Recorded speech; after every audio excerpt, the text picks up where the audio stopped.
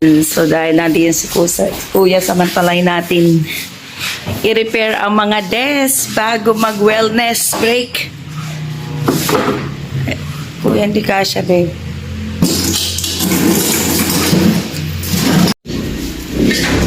Wellness ni Mahal.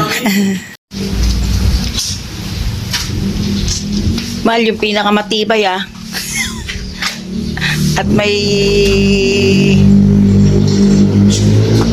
Diyos ko, nirarayuman na yung anak, asawa ko, Mahal. Kapupukpuk din ng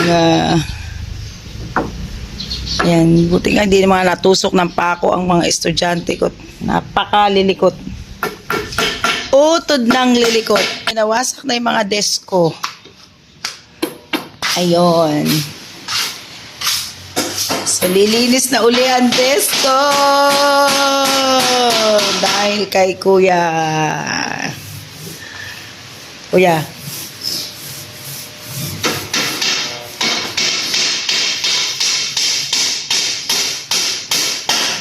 Yan. So, habang nakabreak ang mga bata, isaayos ang dapat isaayos para pagbalik nila ay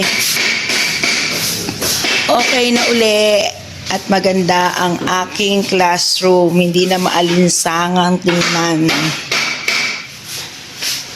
Yun.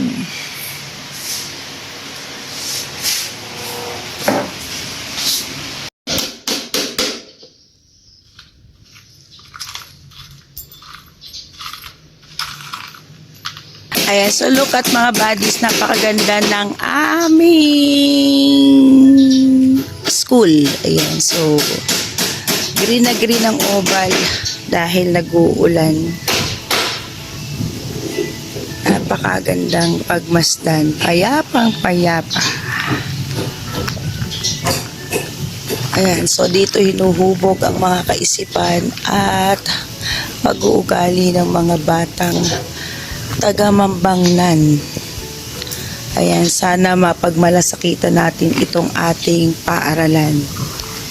Ayan, so wag nating sisirain ang mga halaman, gayon din ang mga kagamitan dito sa loob ng paaralan. So walang magmamalasakit nito kundi tayong mga taga-Mambangnan.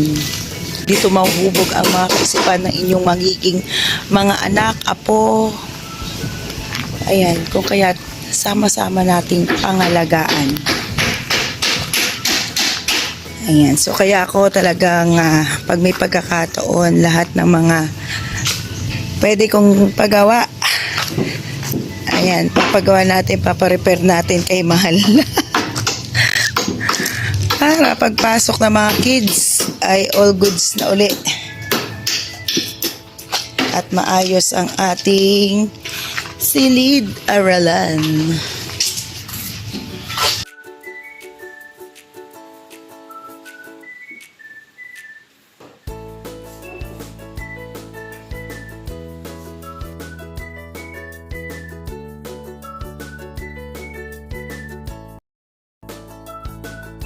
Lagarin bakal. Lagarin bakal yan, Beshi. Thanks for watching mga bata.